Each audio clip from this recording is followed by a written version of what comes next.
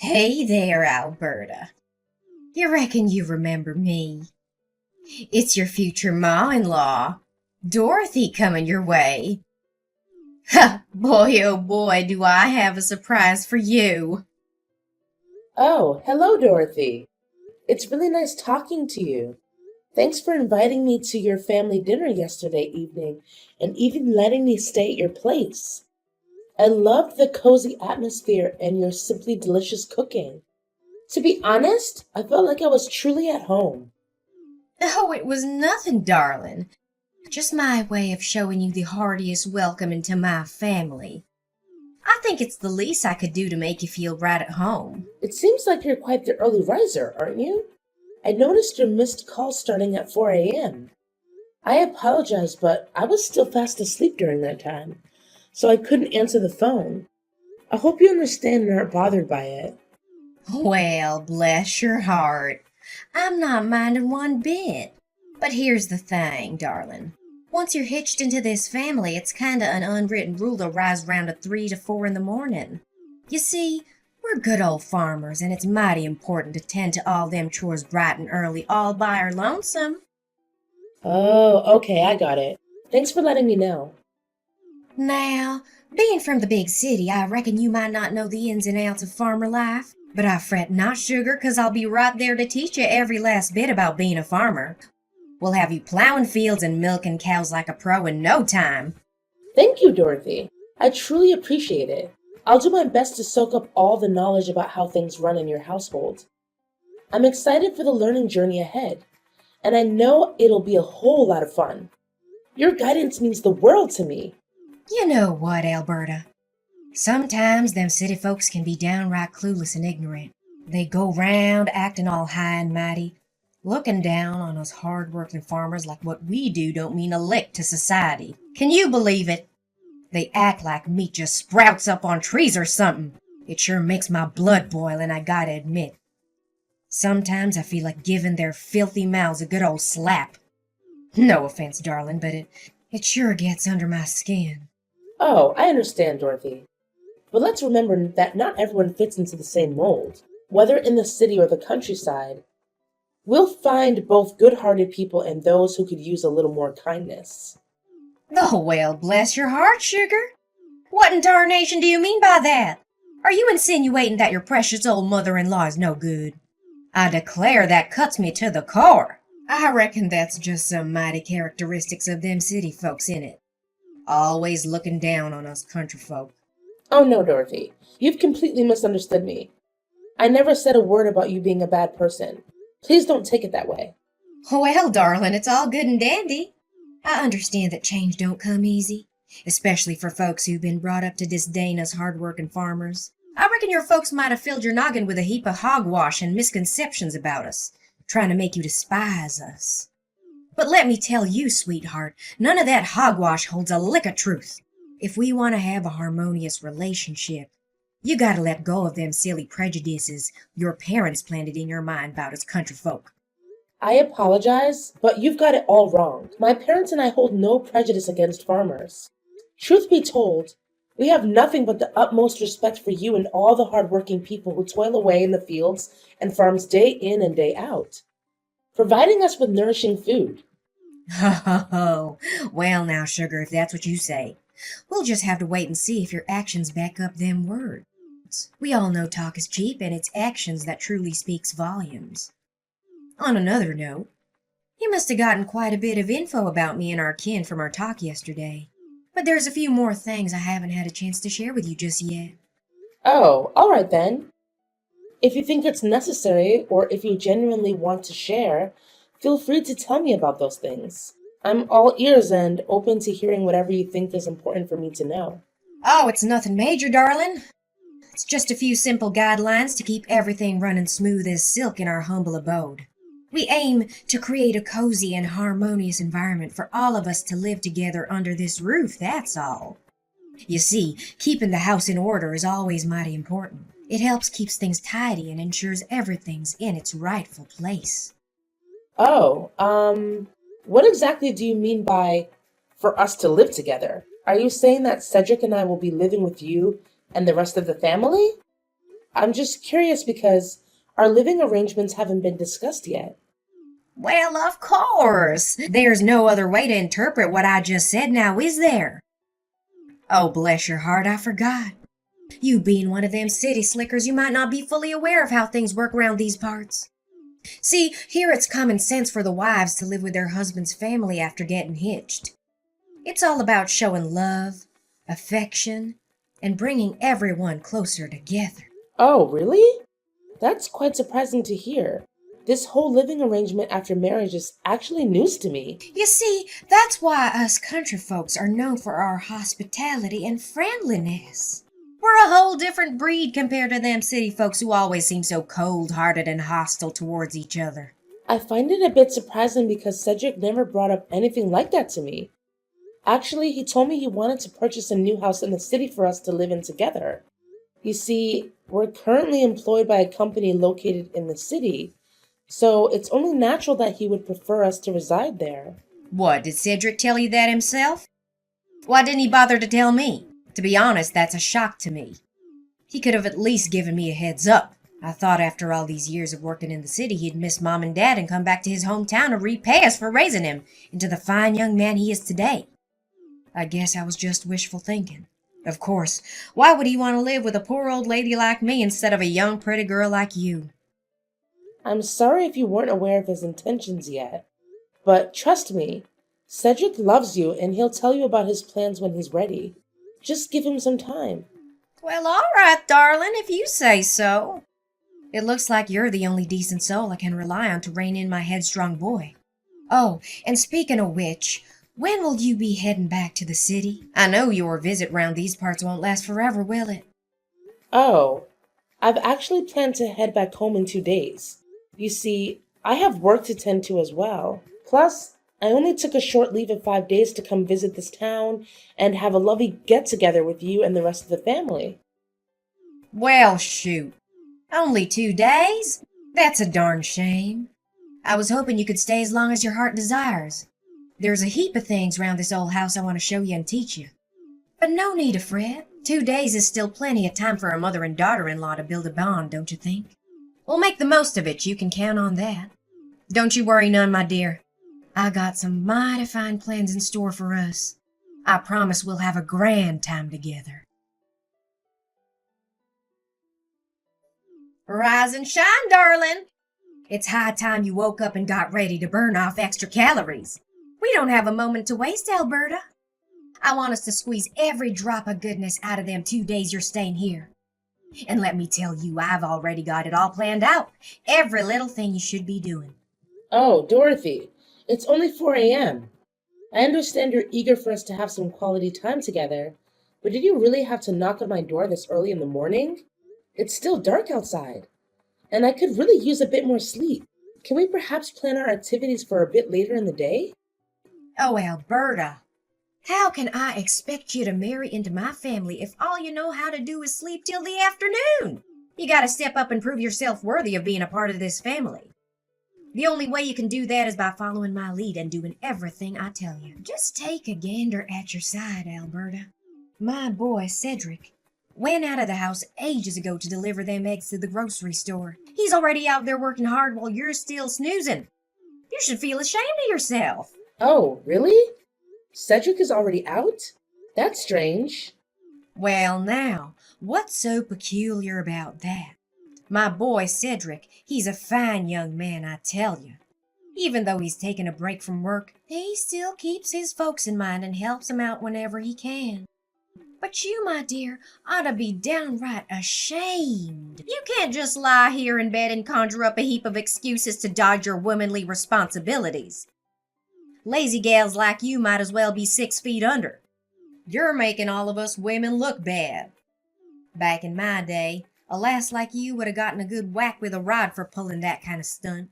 I'm not trying to get out of my chores, but it's just so early in the morning.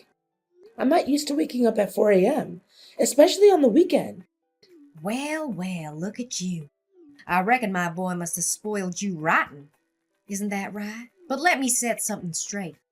This ain't your house, so don't go thinking you're going to be treated like some princess round here. Now listen up and listen well.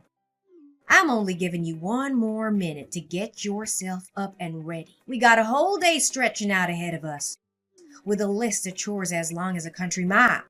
So chop chop now. Time's a-wasting. All right, all right. I'm already up, so you don't need to keep knocking on the door.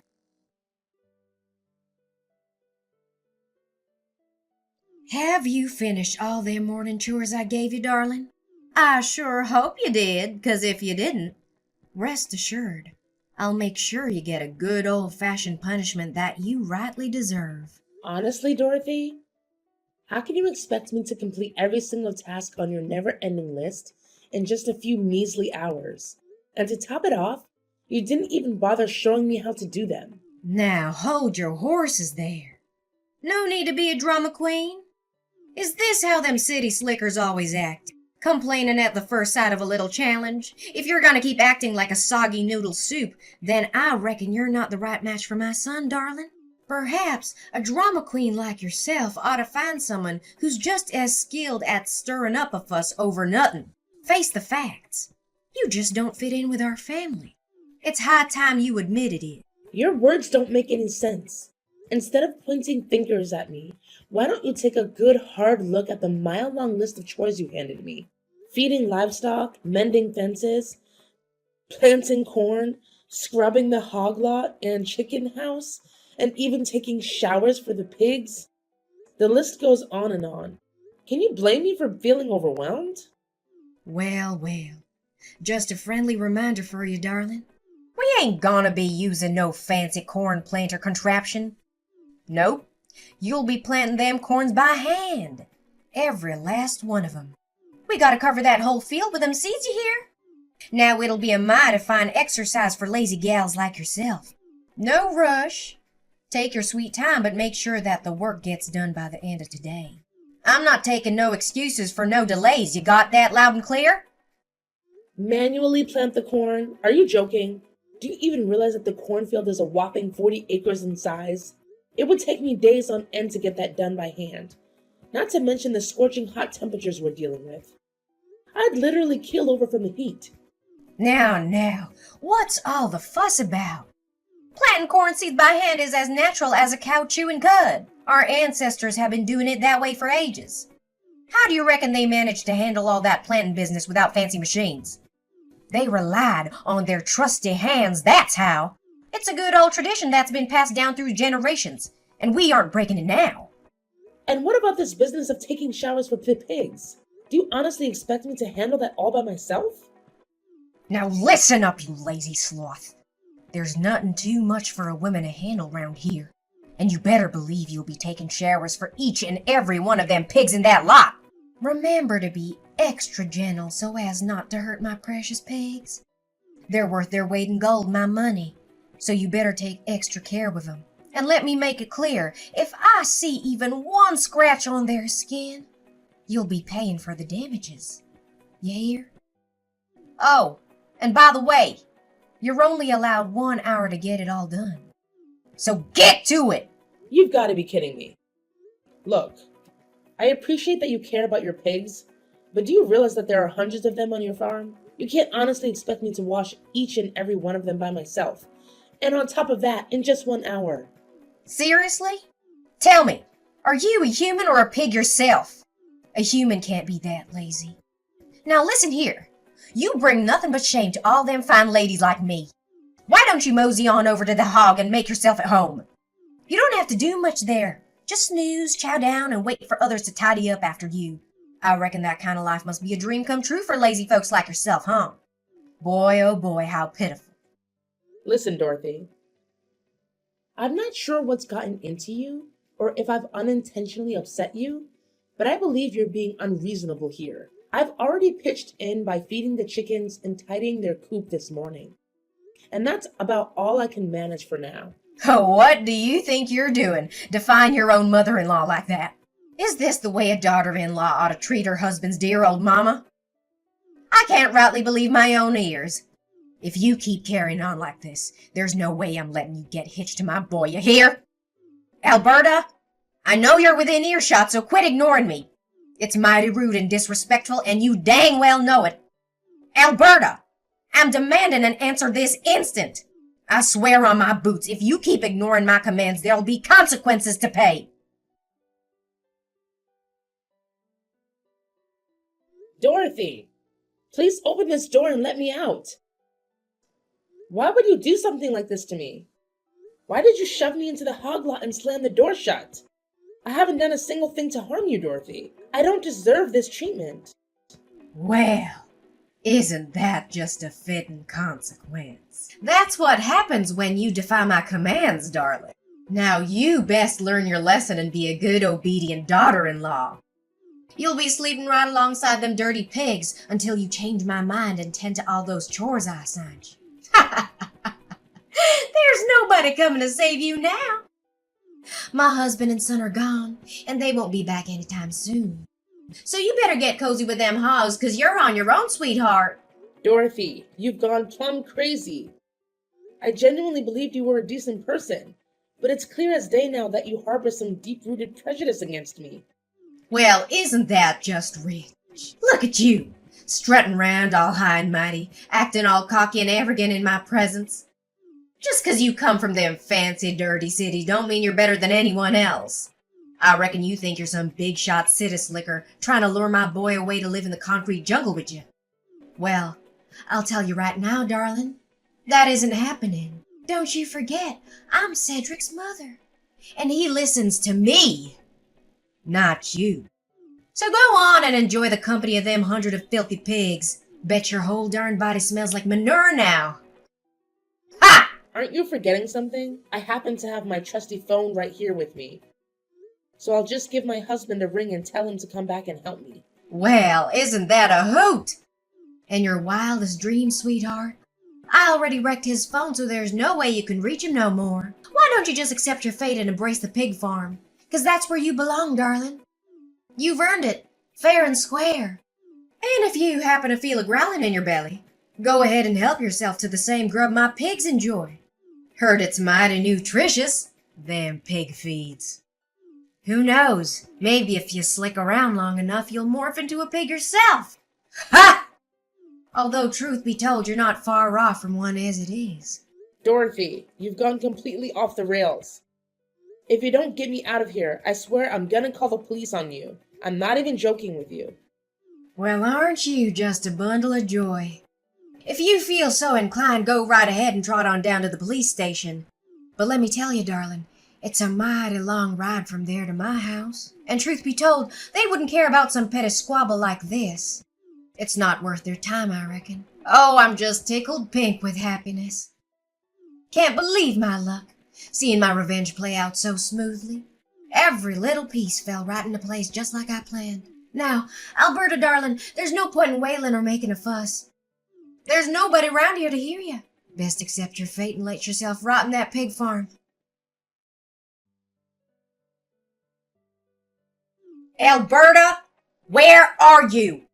I stepped outside for a breath of fresh air, but what in the Sam Hill? The door to the pig farm is wide open. Did you somehow find a way to skedaddle from that place? How dare you, I say? Oh, well, would you look at that? Your dear husband and son made their way back home. And guess what? They lent me a hand and got me out of that pig farm. What? My husband and son came home? How could they? That's impossible. They spilled the beans to me. You convinced them to haul those eggs clear to some distant grocery store, and then you went and tampered with their car so they couldn't make it back. You deliberately loosened the oil nut, knowing it would wreak havoc on the engine after a while on the road. Do you even grasp the magnitude of the peril you put your own husband and son in? Luckily, they managed to reach out to a kind-hearted friend nearby who gave them a lift back home. What? I can't believe this. My plan went all to hell and back. This is just unacceptable. Everything was so perfectly planned and well thought out. How could it go wrong like that?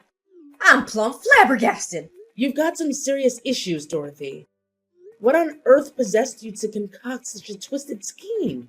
Is it because you harbor some hatred towards me and wanted to seek vengeance? Honestly, I haven't even done anything to you to deserve this. You hit the nail on the head. It's true, I can't stand you. I despise the fact that you hail from them big cities. Can't stand that high and mighty cocksure attitude you dish out when you talk to others. I also can't stand the fact that you roped my boy into moving to the city and shacking up with you for good. Honestly, you make my stomach turn. There isn't a single thing about you that stirs up any sympathy in me. That's downright absurd. It's not true at all what you're saying. I'm not done talking. All you're good for is whispering poisonous words in my son's ear about me, trying to turn him against his own kin. In other words, you engineered the whole thing, plotting and scheming to tear my family apart. You're the root cause of why my boy chose to abandon his family. Why on earth are you making such generalizations about people from big cities? I've never behaved in a cocky or arrogant manner, and your accusations are completely unfounded. And besides, I had nothing to do with Cedric's decision to move to the city. He's a grown man, and he can make his own decisions. In fact, he told me that he hates it when you try to dictate his life. Wait, what? Cedric can't stand me. No way. Does this mean I lost this battle? No. No! I flat out refuse to reckon with this reality. You best believe you need to send my boy back to me, you hear? I found him a new flawless bride who lives right round these parts, near my house and my farm. If Cedric ties the knot with that gal, he'll be setting down right here with me for good and help me with the farm work. Stop daydreaming, Dorothy. Oh, and by the way, your husband told me that what you did to him is unforgivable. That's why he decided to leave you for good. You'll be receiving divorce papers from him soon. Hold on there just a cotton-picking minute. Divorce papers? Are you plumb loco? Why in the world would my own husband want to divorce me of all things? You heard me crystal clear, and as you might expect, Cedric didn't keep it a secret either.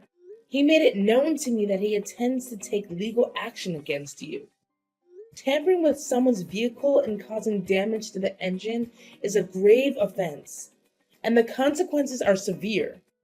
You'll find yourself behind bars for committing such a crime. What on earth are you yammering about? Prison? Are you pulling my leg right now? I haven't done anything wrong. I simply loosened the oil nut in their car just a smidge. It wasn't nothing too severe now, was it? I just wanted to keep them from making it back home. I reckon this matter ain't something that needs to be dragged out into court. It's not all that serious if you ask me. You're terribly wrong, Dorothy. As I mentioned before, tampering with someone's car is a grave offense. And mark my words, you'll face the consequences fitting for such a crime. Rest assured, the punishment won't be anything light. It will be substantial and just. No way!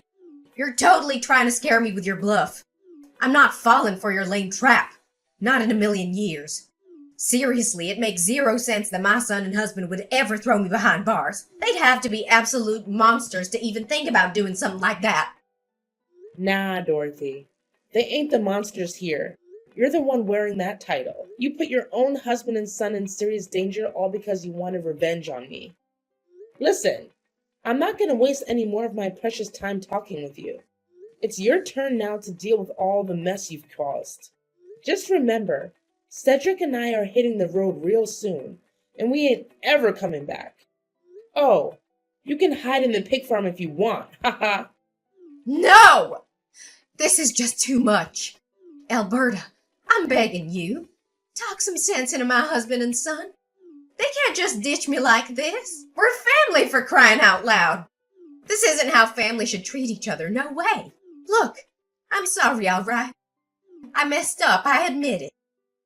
So please cut me some slack this time. I promise I'll support your wedding with Cedric. You've got my blessings. I really don't want to end up in prison. That place isn't for me. It's for real criminals, and I'm definitely not one of them. Why didn't you think it through before committing that terrible crime? It's already way past time for apology now. You've made your bed, now lie in it. No one's gonna swoop in and save you from facing the music anymore. It's time to own up to the consequences. Dorothy's husband Chris took a stand and reported her despicable actions to the police. Eventually, She was found guilty as charged and sentenced to prison. Shortly after, Chris and Dorothy decided to get divorced. It turned out that Chris had been enduring Dorothy's overbearing behavior for a significant amount of time, and her actions that endangered him and their son were the breaking point. During the trial, Dorothy lost control. She unleashed a barrage of insults at me and made threats, swearing that she would seek revenge on me and my family when she was released from jail. To ensure the safety of my loved ones, I had no choice but to request a restraining order against Dorothy. On a brighter note, Cedric and I finally tied the knot and had the wedding we had always dreamed of. Everything went smoothly, just as we had envisioned. We even invited Chris to join us in celebrating our special day. Our determination lies in leaving the past behind and embracing a better future ahead.